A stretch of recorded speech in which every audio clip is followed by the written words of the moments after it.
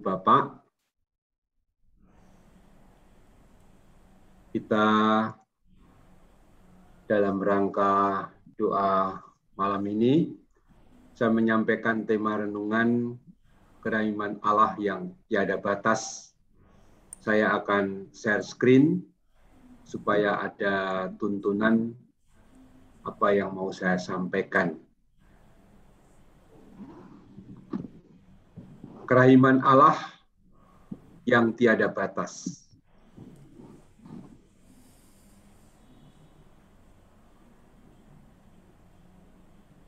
Kita membaca teks Injil Lukas bab 23 ayat 39 sampai 43 ketika Yesus Tuhan kita disalibkan. Seorang dari penjahat yang digantung itu menghujat dia, katanya, "Bukankah engkau adalah Kristus? Selamatkanlah dirimu dan kami." Tetapi yang seorang menegur dia, katanya, "Tidakkah engkau takut juga tidak kepada Allah, sedang engkau menerima hukuman yang sama?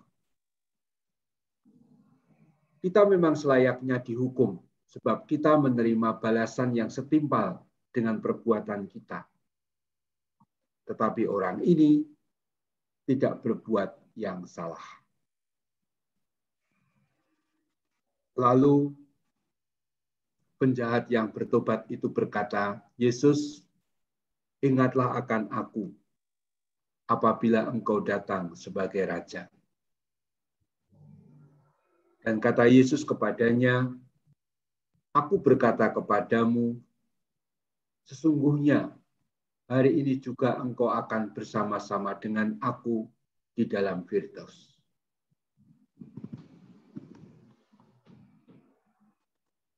Kita renungkan bacaan Injil tadi. Kita bisa membayangkan ya, penjahat yang bertobat atau penjahat yang kedua yang menegur temannya tadi, pasti seumur-umur hidupnya tidak benar, jahat. Saya membayangkan ketika Yesus itu sedang mengajar, penjahat itu masih sedang berbuat kejahatan, entah melakukan apa.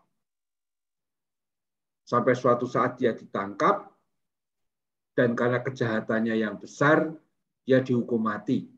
Kebetulan bersama Yesus. Tapi yang menarik, penjahat yang seumur-umur tidak pernah berbuat baik itu, katakanlah dia jahat sejak dulu sampai dihukum mati itu, tiba-tiba karena bertobat dalam hitungan detik, dia sudah langsung mendapat janji masuk surga. Berarti kan penjahat tadi tidak bilang ke Yesus, "Yesus, aku menyesal, aku bertobat, aku mohon ampun, ampunilah aku ini orang bersalah, aku berdosa, ampuni aku Tuhan." Enggak. Coba dilihat sekali lagi tadi,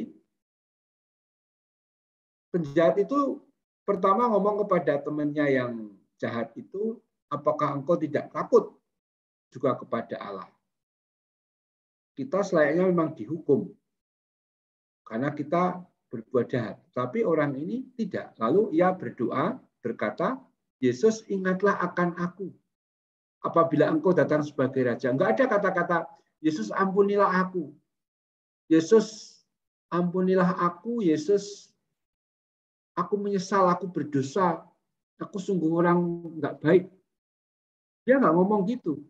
Dia lebih mengatakan suatu pernyataan iman. Pengakuan bahwa, "Yesus, ingatlah akan aku apabila engkau datang sebagai Raja." Itu adalah sebuah pengakuan iman.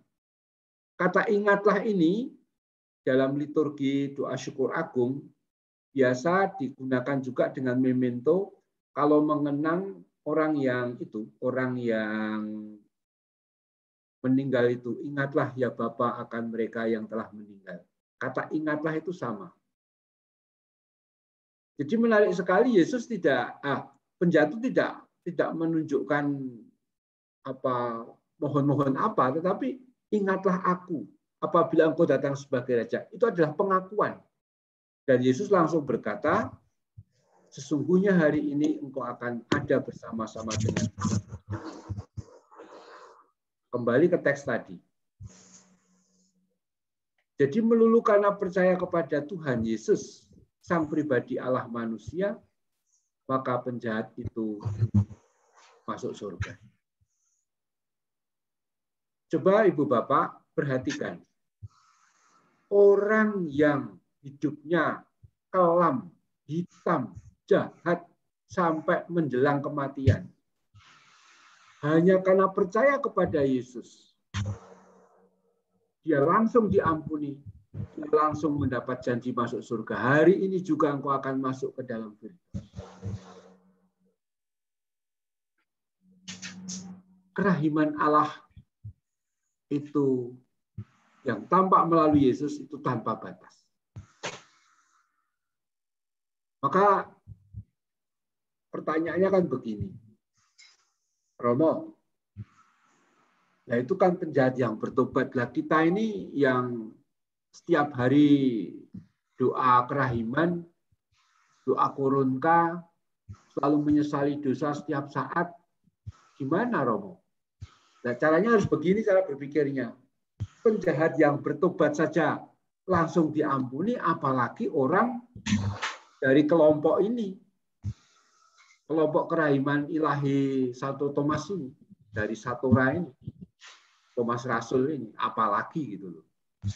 Jadi cara berpikirnya itu penjahat yang bertobat saja menerima kerahiman Allah tanpa batas, apalagi kita, Anda yang sungguh-sungguh rajin berdoa kerahiman, mohon kerahiman. Maka inilah yang selalu membuat saya itu selalu terkagum-kagum. Iya ya, penjahat itu seumur-umur berdosa, tapi Tuhan bisa tiba-tiba mengampuni. Beberapa waktu yang lalu ada teman Romo yang menelpon saya. Dia bilang ada orang yang mualaf dari Katolik, kemudian mualaf. Kemudian mualaf itu meninggal. Lalu Romo itu tanya kepada saya, Romo, orang itu masuk surga enggak ya? Lalu saya menjawab gini, saya kira yang masuk toh Romo, siapa tahu dia, ya muka-muka, siapa tahu dia pada detik-detik terakhir dia mengatakan pada Yesus, Yesus ingatlah akan aku. Yesus kasihanilah aku. Itu sudah langsung mendapat kerahiman Tuhan. Betapa kerahiman Allah itu tanpa batas. Doa Tuhan kasihanilah aku itu doa yang mentes, doa yang berisi. Dalam teks Injil itu banyak atau beberapa kasus si buta kayak Bartimius ya, atau orang yang buta yang mohon penyembuhan Yesus itu cuma berdoa, Yesus atau anak Daud kasihanilah aku. Dia nggak ngomong Yesus Tuhan buatlah aku melek, buatlah aku sembuh. Enggak, cuma Tuhan kasihanilah aku. Jadi kalau kata-kata kasihanilah aku itu sebenarnya sudah merangkum permohonan, ya mohon kerahiman, mohon penyembuhan, mohon segalanya pokoknya. Jadi kalau orang itu sedang kalau Bapak Ibu mengalami kesulitan dalam berdoa, mau omong apa, bilang aja, Tuhan kasihanilah aku. Itu sudah merangkum semuanya, termasuk mohon belas kasih dan mohon kerahiman Allah. Kita barangkali sadar dan mengakui dalam hati betapa tahun-tahun yang silam kita itu banyak sekali berdosa. Pikiran, perkataan. Malah orang kan semakin tua kan semakin banyak dosanya karena jumlahnya kan makin banyak. Tambah umur, tambah dosa. Maka ketika itu ada di Yohanes 8 itu ketika ada perempuan yang berzina ditangkap, kemudian mau dirajam, Yesus ditanyain, boleh enggak ini dirajam? Yesus ingat loh ceritanya. Yesus malah membungkuk, menulis-nulis di tanah, terus kemudian dia berdiri, siapa yang tidak punya dosa, silahkan melempar yang pertama. Lalu dikatakan oleh Yohanes, satu persatu mereka pergi, mulai dari yang tua. Karena semakin tua, semakin banyak dosanya. Ya. Maka kita pun sadar, semakin diberi usia panjang, kita ini makin banyak berdosa. Tetapi hanya memandang Tuhan Yesus tersalib atau di sakramen Maha Kudus sambil berdoa, Tuhan Yesus kasihanilah aku, sudah cukup untuk mohon belas kasihnya yang tiada batas itu. Tadi sudah saya sampaikan. Maka sering-seringlah Anda, Ibu Bapak, suka berdoa di depan salib Tuhan atau sakramen Maha Kudus, atau adorasi, boleh juga adorasi lewat handphone atau laptop, yang adorasi Puspita itu juga cara kita untuk selalu memohon belas kasih Tuhan. Tuhan kasihanilah aku. Tuhan kasihanilah aku. Dalam tradisi Timur, doa yang terkenal itu ya doa Tuhan Yesus kasihanilah aku. Tuhan Yesus kasihanilah kami atau kasihanilah aku. Cuma itu diulang-ulang ribuan kali. Nah, berikutnya, bagaimana kerahiman Allah itu dialami sekarang ini? Tadi kan pada Injil, di tengah dunia yang disesaki dengan budaya kematian dan kebencian, sekarang ini kan banyak hoax, banyak orang itu suka omong kasar, omong yang mengancam, ya. Paus Fransiskus justru mengajak kita kembali ke intisari pesan Injil, yakni belas kasih atau kerahiman Allah. Jadi kerahiman Allah itu merupakan intisari Injil. Jadi Injil itu kalau diperas, isinya adalah tentang belas kasih Allah. Allah yang berbelas kasih. Maka kalau Ibu Bapak suka doa kerahiman ilahi itu sudah pas, sudah sangat bagus. Itu inti Injil, kerahiman Allah. Umat Kristiani mesti menampakkan wajah kerahiman Allah kepada masyarakat dan dunia. Oleh karena itu mesti terjadi pembaruan rohani yang justru digerakkan oleh belas kasih atau kerahiman Allah. Seperti dalam dokumen Misericordiae Vultus, wajah belas kasih. Maksudnya apa? Kalau Anda, kalau saya, kalau kita itu berdevosi kerahiman ilahi, maka mestinya kita juga memiliki semangat menghidupi kerahiman itu bagi orang lain. Suka mengampuni, suka mendoakan. Ingat, Yesus Tuhan kita ketika ada penjahat yang bertobat, meskipun seluruh hidupnya bersalah dan berdosa, begitu dia mengakui imannya kepada Kristus yang berarti juga mengungkapkan pertobatannya, orang itu langsung diselamatkan. Langsung oleh Yesus diberi kata-kata, hari ini juga engkau masuk bersamaku ke dalam Firdaus. Maka kalau kita berdevosi kerahiman ilahi, semestinya kita juga suka atau menjadi orang-orang yang memang suka membagikan kerahiman Allah itu kepada sesama. Kerahiman Allah macam apa? Kalau kita ngomong kerahiman Allah bisa jadi tidak konkret ya, karena terlalu abstrak. Tidak. Kerahiman Allah itu sebenarnya sangat konkret, yaitu yang nampak pada wajah Yesus Kristus. Nah, untuk ini, kapan wajah Kristus yang menampakkan kerahiman Allah itu dialami, dikenali, dilihat, dan ditangkap? Disinilah saya mau berbicara mengenai perayaan Ekaristi, yang selanjutnya diperpanjang dan diperdalam dengan adorasi Ekaristi. Karena apa? Karena pertama-tama wajah Allah itu kan tidak jelas. Allah itu macam apa wajahnya? Kerahimannya kayak apa? Kita hanya selalu percaya Tuhan Allah itu maha baik, penuh belas kasih, kerahiman. Tetapi kerahiman macam apa? Nah, jawabannya kerahiman yang diwartakan dan dihidupi oleh Yesus. Tadi teks Injil yang saya ambil menjadi salah satu contoh bagaimana wajah kerahiman Allah itu nampak pada Yesus Kristus. Kita punya teks Injil yang lain yang hebat juga, misalnya Lukas bab 15. Itu juga istimewa sekali mengenai gembala yang kehilangan satu domba dari 100 ekor yang meninggalkan yang 99 demi mencari yang satu. Karena satu pun Allah tidak mau kehilangan.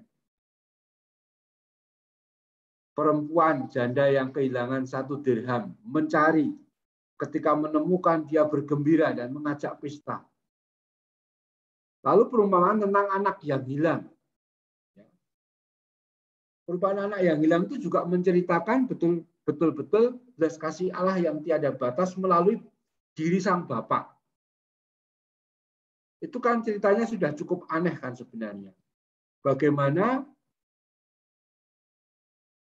orang yang belum meninggal, ayahnya belum meninggal, kok anaknya sudah minta warisan. Itu kan kalau dalam bahasa Jawa itu gege mongso.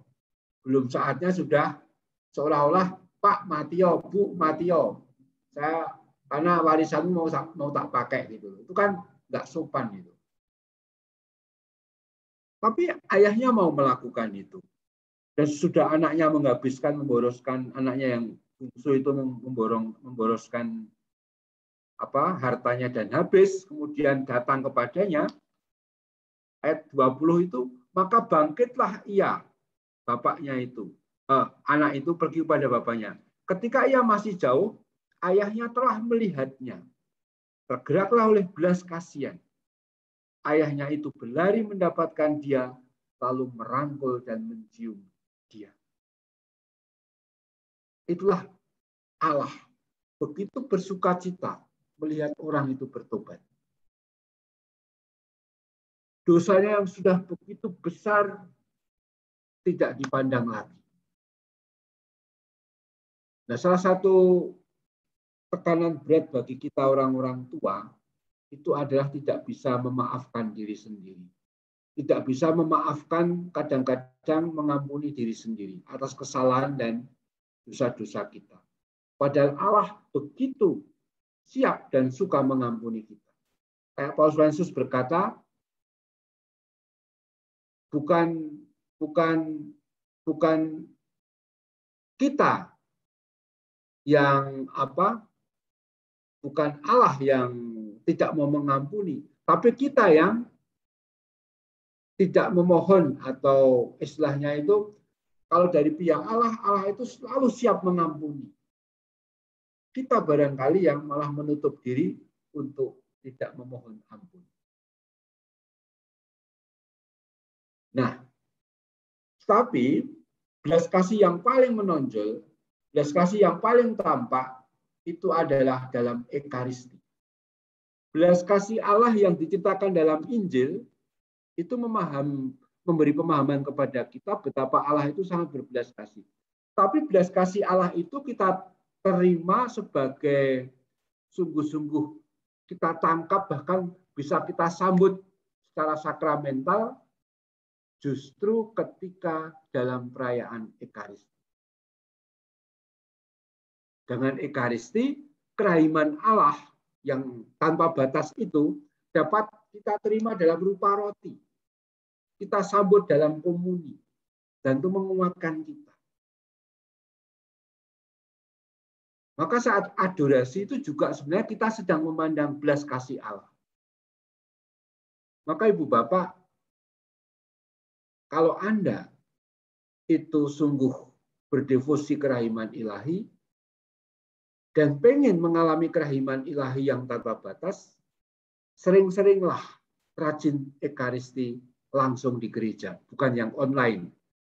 Kalau sudah boleh tatap muka, boleh luring, boleh langsung offline di gereja, pilihlah itu. Karena dengan merayakan Ekaristi, apalagi menyambut komuni langsung, sakramental, kita menyambut hosti dan kita sambut dengan komuni suci, kita sedang menerima kerahiman Allah yang tanpa batas. Kita selalu dapat memilih kasih. Ini juga bagian dari cara kita itu mengalami kerahiman Allah. Ketika kita dibenci orang, ketika kita digosipin orang, ketika kita ditanggapi dengan tidak baik oleh orang lain, kita bisa memilih marah, mengumpat, memaki-maki dia, atau memilih kasih. Nah, orang yang dijauhi kerahiman ilahi akan memilih kasih.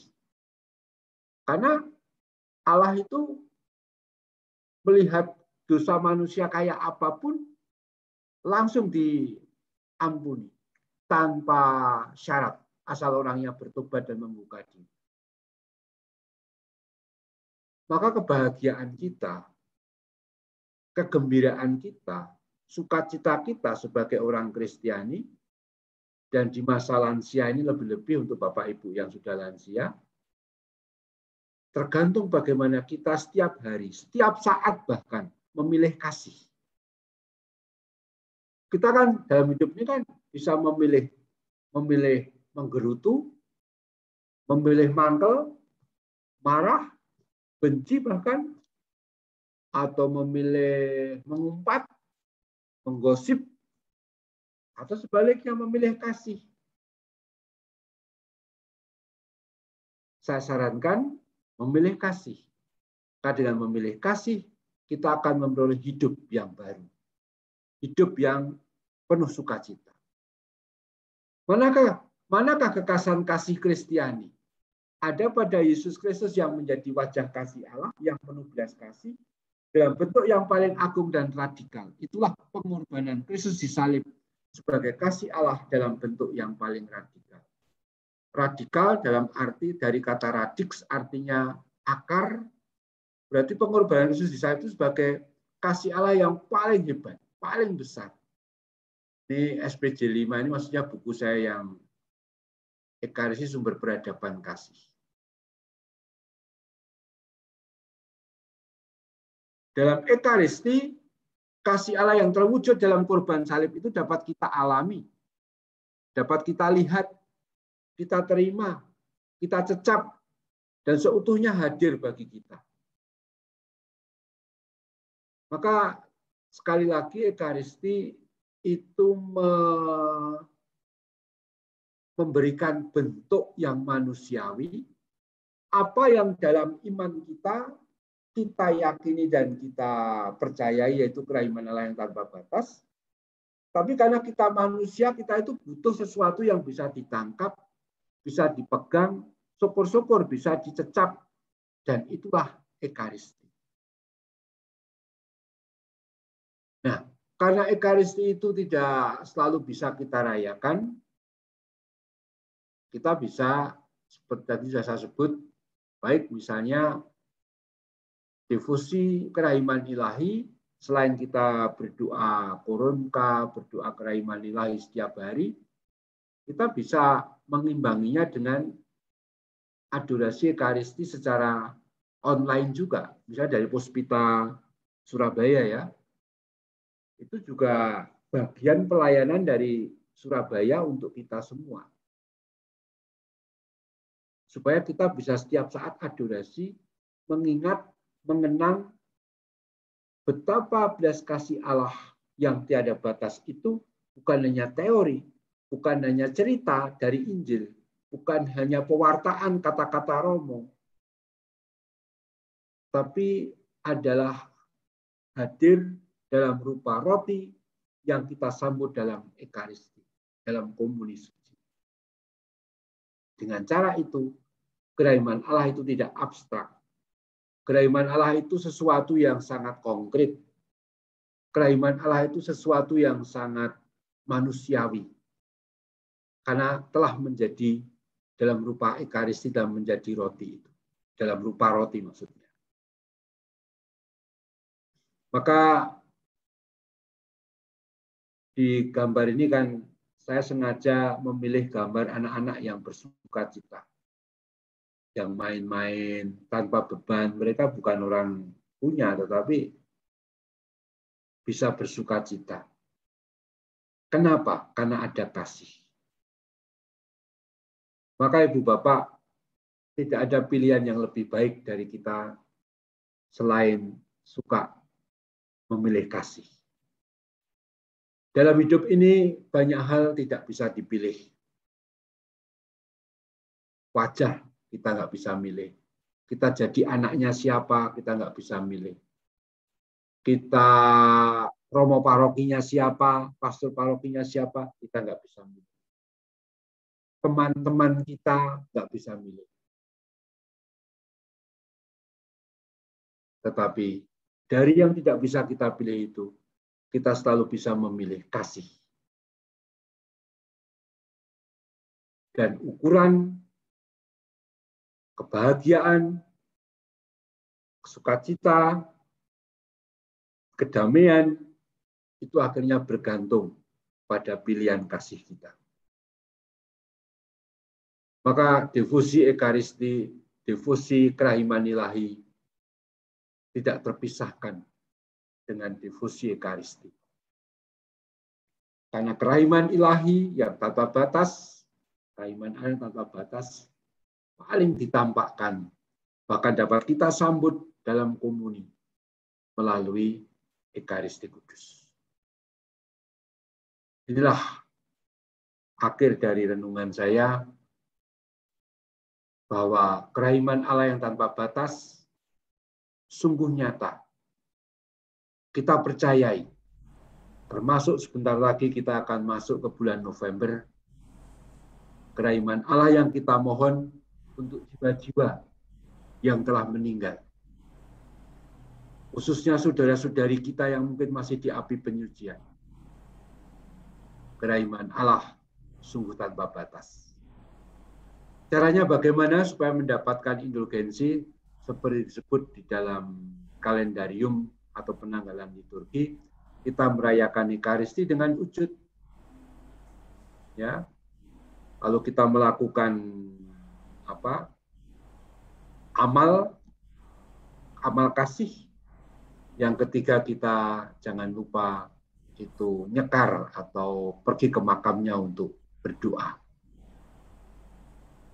Bisa ditambah tentu saja dengan devosi, adorasi, doa kerahiman, itu sangat membantu jiwa-jiwa yang ada di api penyucian, supaya karena kerahiman Allah yang tanpa batas itu, mereka boleh mulia, damai.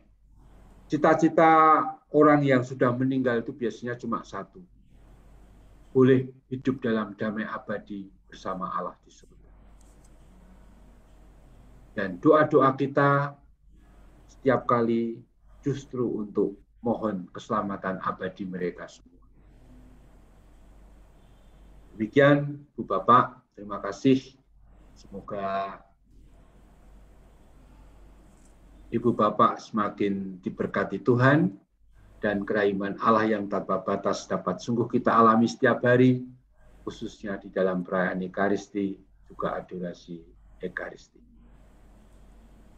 Sekian, terima kasih. Selamat berdoa.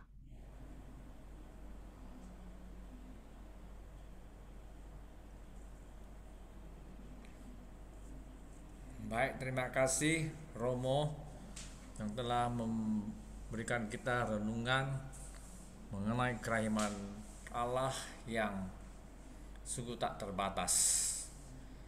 Terima kasih Romo. Dan sekarang kita akan memasuki acara tanya jawab. Ini di chat saya lihat ini seperti ada 2 pertanyaan Romo. Saya akan bacakan.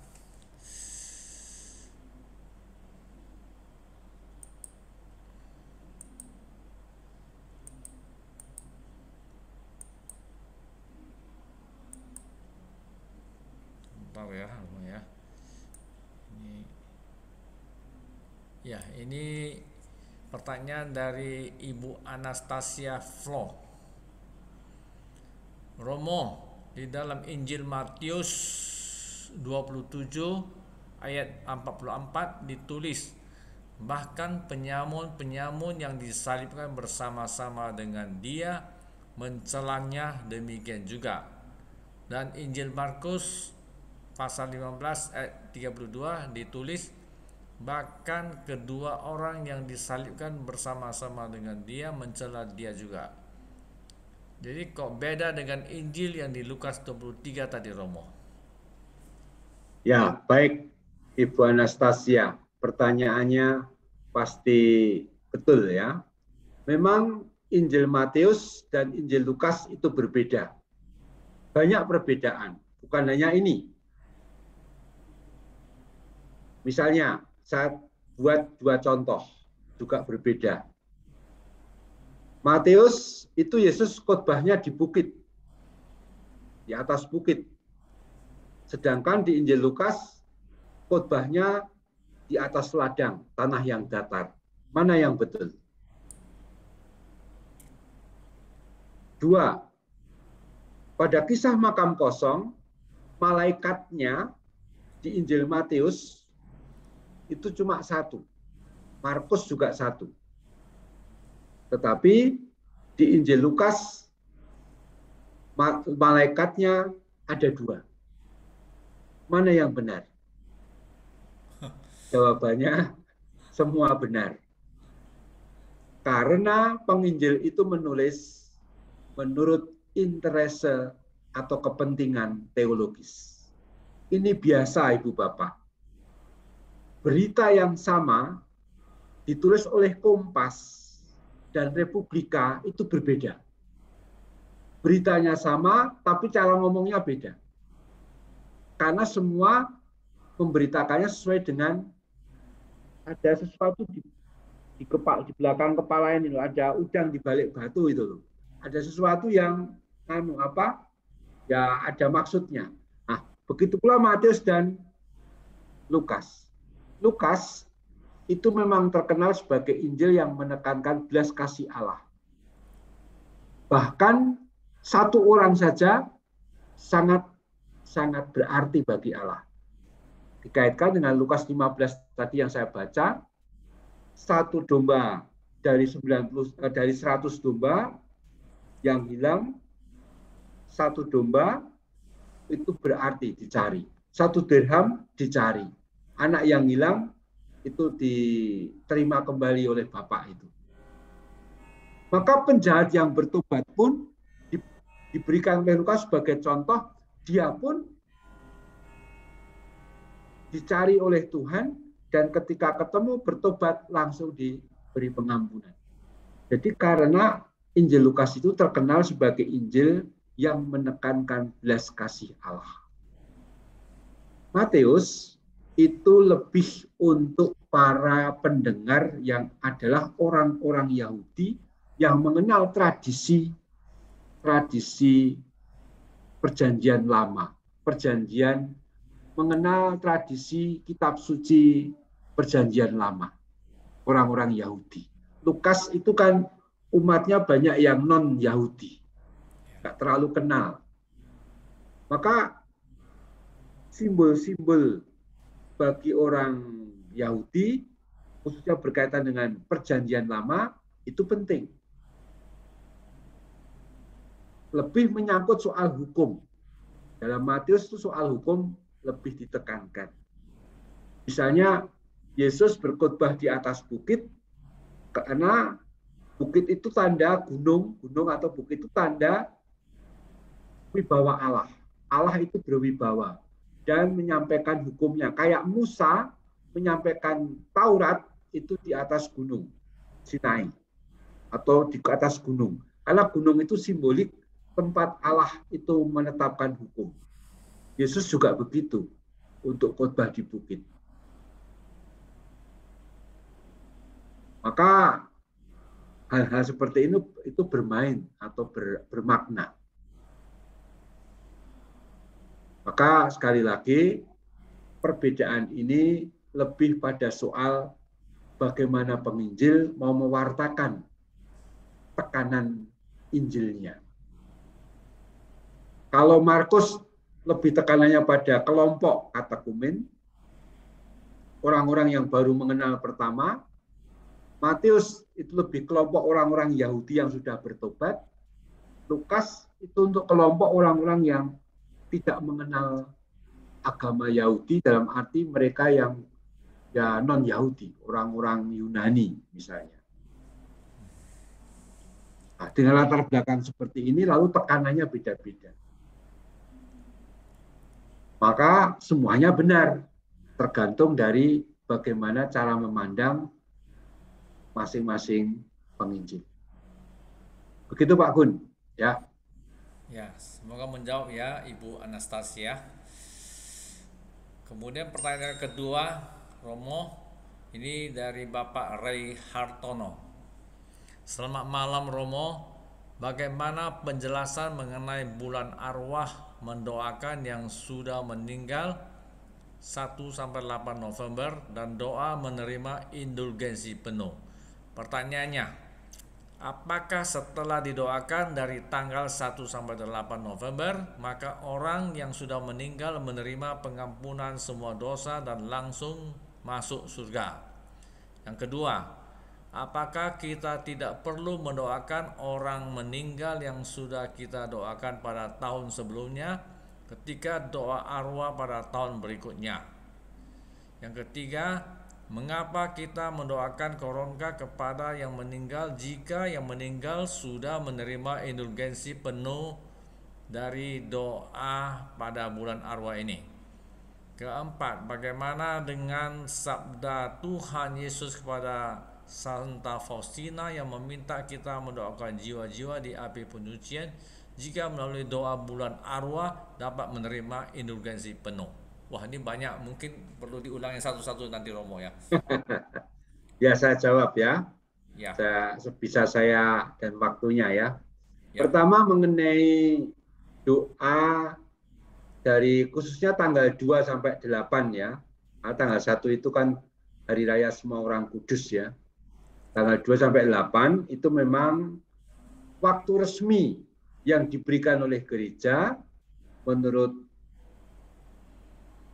ketetapan dari gereja, dari paus, dari yang sudah menjadi tradisi, bahwa tanggal-tanggal itu menjadi saat-saat yang paling pas untuk memohon indulgensi bagi mereka yang mau kita doakan.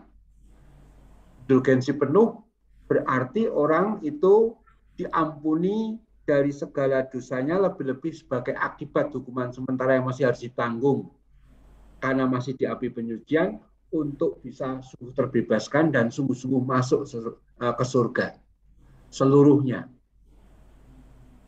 Jadi itu lebih sebagai tanggal-tanggal resmi. Tetapi lalu nomor 2, apakah kita tidak perlu mendoakan orang yang meninggal sudah kita doakan dari tahun sebelumnya? Mendoakan mereka, tetap mendoakan mereka itu baik. Karena kita tidak pernah tahu dan tidak ada WA atau telepon atau SMS dari surga bahwa orang ini sudah masuk surga dan seterusnya. Kan kita nggak pernah punya kepastian. Kami punya keyakinan bahwa mereka sudah masuk surga. Tapi kepastian enggak. Kepastian matematis itu kan enggak ada. Bukti gitu. Katakanlah bukti dari surga ada tanda tangannya Allah Bapa gitu, atau tangannya Yesus Kristus gitu ya, bahwa sudah di surga sekarang udah enak. Kan kita nggak tahu itu. Maka mendoakan mereka itu tetap selalu baik. Tidak pernah salah mendoakan itu. Juga kalau sudah lewat tahunnya. Tapi kalau Anda sendiri sudah merasa yakin, seperti saya juga sudah nggak pernah mendoakan Bapak Ibu lagi, ya itu karena ada keyakinan iman bahwa mereka pasti sudah mulia di surga.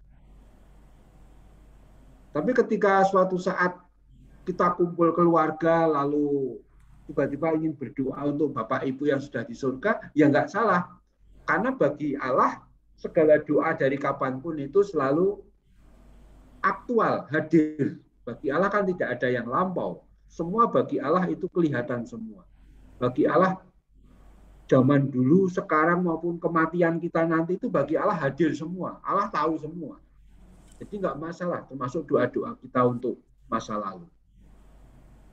Ini sedikit berabstraksi ya, tapi boleh begitu. Jadi nggak masalah. Lalu mengapa kita mendoakan koronka kepada yang meninggal jika yang meninggal sudah menerima indulgensi penuh dari doa bulan arwah? Pertama kita mesti, tadi sudah saya katakan, kita itu tidak pernah tahu saudara kita ini sudah sungguh-sungguh di surga atau belum. Dan yang kedua, doa itu tidak pernah salah. Doa itu selalu baik. Doa itu apalagi untuk kedamaian jiwa-jiwa yang sudah meninggal itu selalu baik. Dan yang ketiga, saya kaitkan dengan pertanyaan nomor 4. Santa Faustina yang meminta kita mendoakan jiwa-jiwa di api penyucian. Ingat, setiap hari itu ada orang meninggal. Jadi jangan hanya berdoa seolah-olah hanya untuk jiwa-jiwa di bulan November ini. Nah, nanti yang meninggal, kan setiap saat itu ada orang yang meninggal. Setiap saat. Entah bulan November, bulan Desember, bulan Januari. Ya kan? Maka doa koronka itu wajib setiap hari. Kita wajib berdoa sesering mungkin untuk jiwa-jiwa di api penyucian. Karena ada orang meninggal terus. Saya itu kalau adorasi malam, itu selalu mendoakan, pertama silih untuk dosa-dosa pribadi, 2 silih untuk jiwa-jiwa di api penyucian. Itu selalu saya doakan. Saya nggak tahu jiwa di api penyucian mana saja, saya nggak tahu, itu Tuhan, urusan Tuhan. Tapi saya yakin bahwa doa saya ini berguna untuk mereka yang masih memerlukan doa kita. Yang ketiga, saya bisa mendoakan orang-orang yang meninggal tetapi tidak siap. Termasuk itu anak-anak yang digugurkan. Setiap hari kan ada terjadi pengguguran di seluruh dunia ini. Saya nggak tahu, tapi pasti banyak sekali. Termasuk yang tidak kita kenal. Jadi jangan hanya membiasakan diri berdoa untuk yang ku kenal, untuk arwah nenek moyangku, untuk saudara-saudaraku yang ku kenal, jangan hanya itu. Tapi mari kita berdoa untuk jiwa-jiwa siapapun saja. Dan itu bisa setiap saat ada. Maka juga sangat bagus mendoakan secara khusus orang-orang yang kita kenal pada tanggal 2-8 November. Tetapi selebihnya kita tetap perlu mendoakan orang-orang jiwa-jiwa yang tidak kita kenal, tapi sungguh memerlukan. Masa jiwa-jiwa itu masih harus nunggu setahun lagi, bulan November tahun berikutnya? Kasihan dong. Meskipun sebenarnya secara teologis ya, orang sudah meninggal ya sudah nggak ada waktu lagi. Nggak ada hitungan waktu gitu loh. Hidup meninggal ya sudah. Kan Katekismus Gereja Katolik mengatakan orang itu kalau meninggal ada 3 kemungkinan.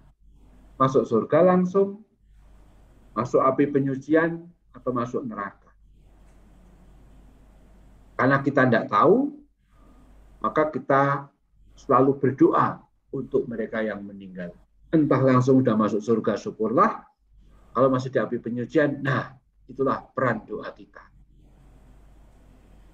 Jadi akhirnya berdoa itu jangan pertama-tama demi sekedar supaya banyak orang ditolong, seolah-olah tergantung jasaku, bukan. Doa itu adalah bagian dari iman kita, cinta kita kepada Tuhan, dan cinta saya kepada sesama saya.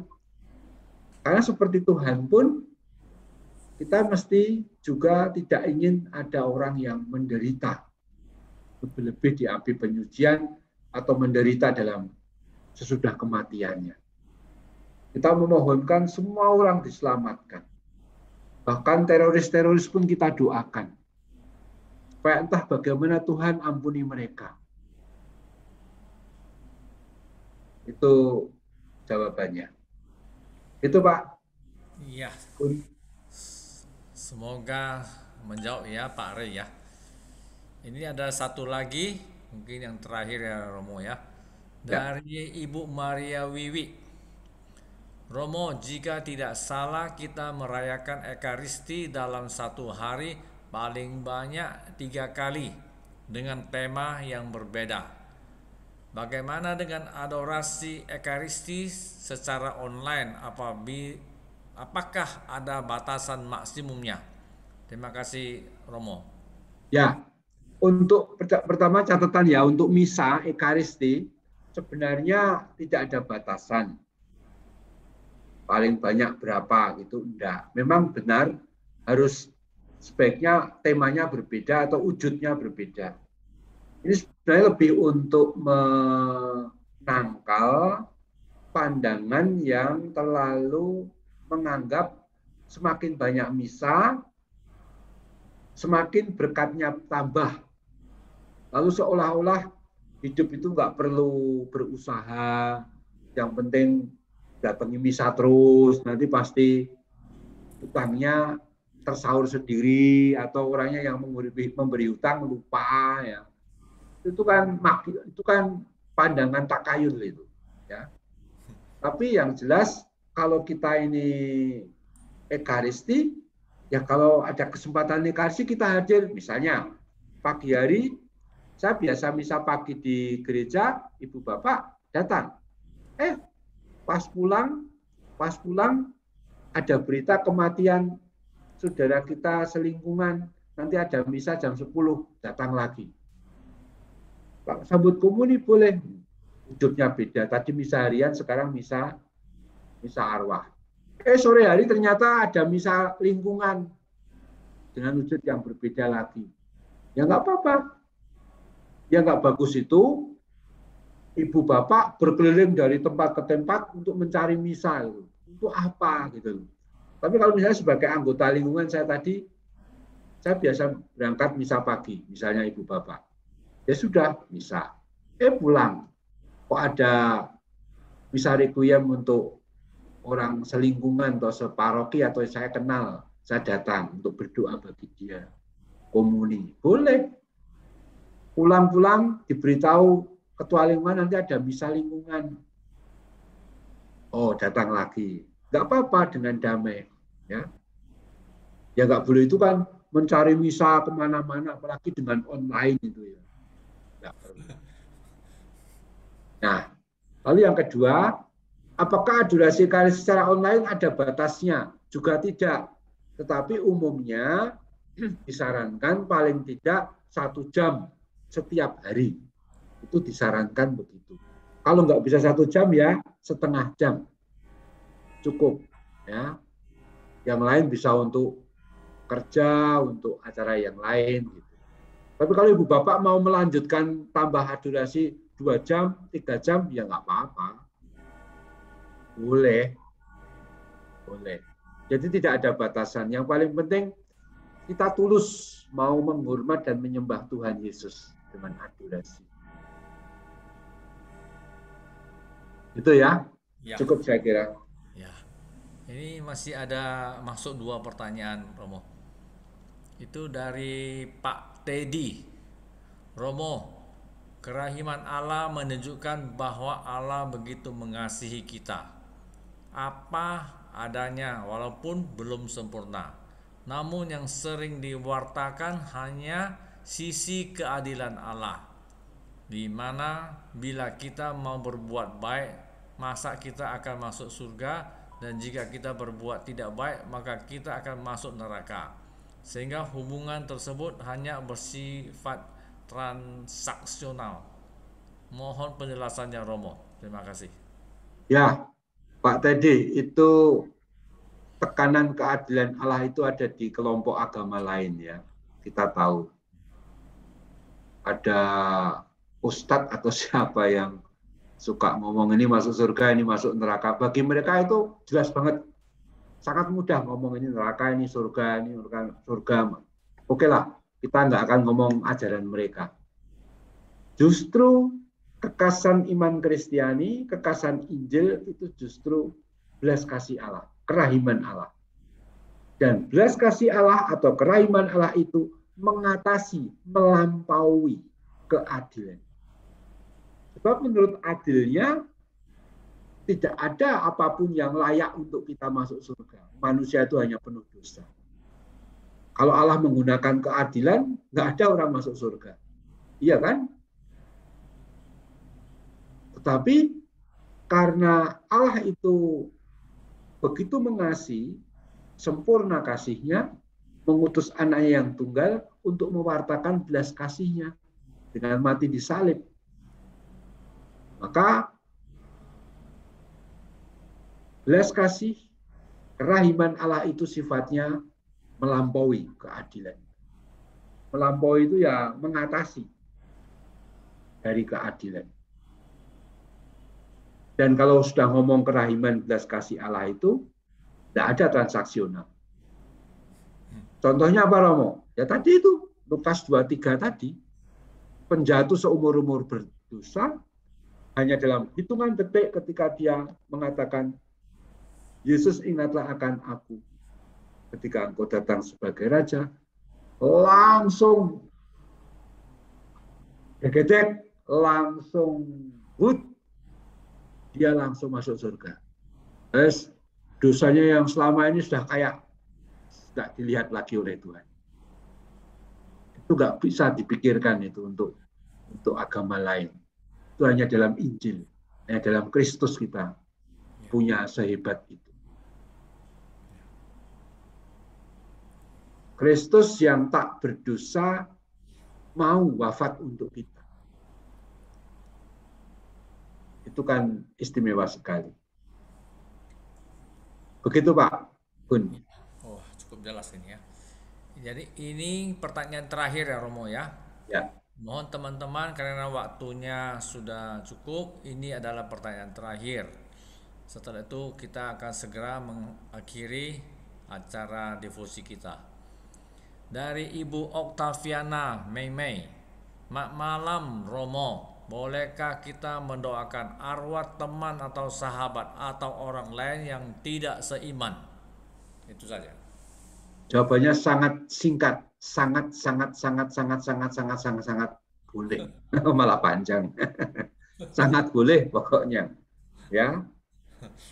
Saya kalau mendoakan orang-orang yang meninggal itu selalu saya sebut, Tuhan, saya berdoa untuk jiwa-jiwa yang kau panggil hari ini yang tidak siap, apapun agamanya, apapun sukunya, apapun bangsanya, dimanapun tempatnya, siapapun orangnya, semua yang membutuhkan belas kasih-Mu, tolong ampuni mereka. Perkenankanlah mereka bahagia dan damai di surga. Itu. Jadi justru kalau ibu bapak itu punya devosi kerahiman ilahi, justru di sini makin menunjukkan kerahiman. Ingat loh, kerahiman itu dari kata rahim. Rahim perempuan. Rahim ibu. Rahim itu kan dari kata Ibrani rehem, kerahiman. Jadi sifatnya sangat fleksibel. Rahim itu kan fleksibel. Dia bisa menerima setiap janin apapun. Bahkan janin itu, maaf ya, pakai contoh yang kurang bagus, seandainya janin dari hubungan yang nggak benar pun, rahim nggak ambil pusing dengan soal hukum. Dia langsung membuat supaya janin itu hidup dan tumbuh. Apakah janinnya ini rambutnya keriting, kulitnya hitam, atau sawo matang, atau putih, atau belang, nggak ambil pusing yang namanya rahim itu. Rahim itu begitu memeluk, merangkul tanpa batas. Nah, dari sana kata kerahiman itu muncul. Kata Ibraninya rehem, menunjuk rahim. Saya kira cukup Pak, terima kasih. Ya, terima kasih Romo untuk